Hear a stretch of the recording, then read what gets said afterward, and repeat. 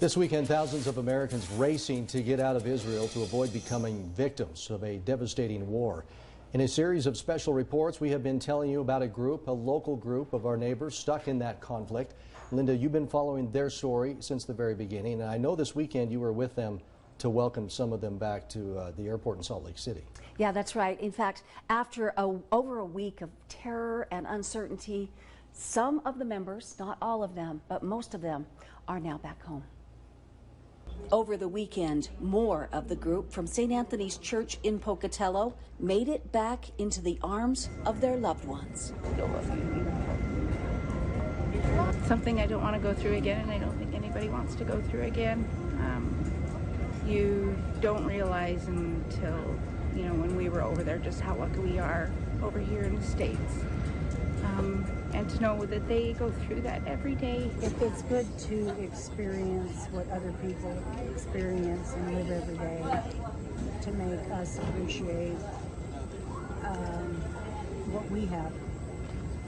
Heidi, her mom, and her son were part of the group of Catholic religious pilgrims that had been on their dream trip to visit the Holy Land. On the first few days of their journey, they experienced the beauty of the land of their Savior. It's the cross of Jesus who got crucified on the cross.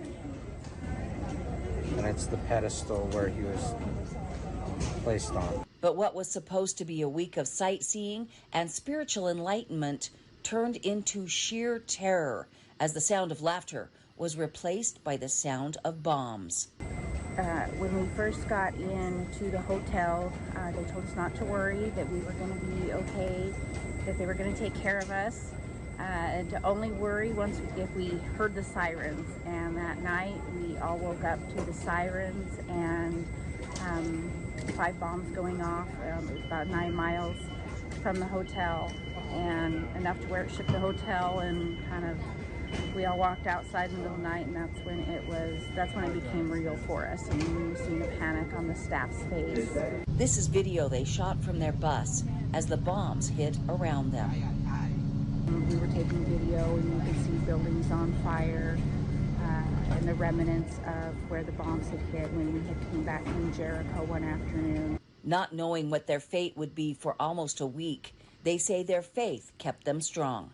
It was a huge part in us getting here today, because if it wasn't for our faith and the love and the support that we had from the hotel staff where we were all staying,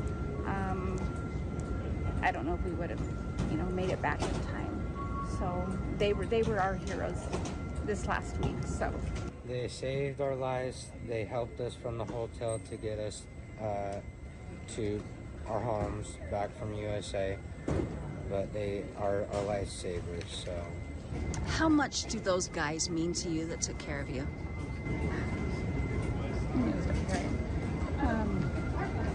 Like I said, they're our heroes.